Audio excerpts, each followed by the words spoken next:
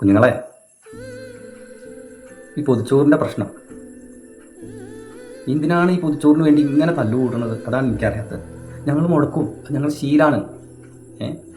അത് ഞങ്ങൾ ശീലമാണ്. ഞങ്ങൾക്ക് മുടക്കിയ ശീലമുള്ളൂ, ഞങ്ങൾക്ക് തുടങ്ങിയ ശീലമല്ല.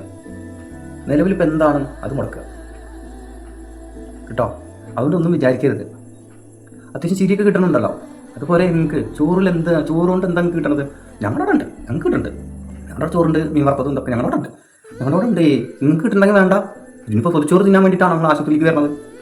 മോശമായിട്ടോ നിങ്ങൾ ചെയ്യുന്നത് മോശമാണ്.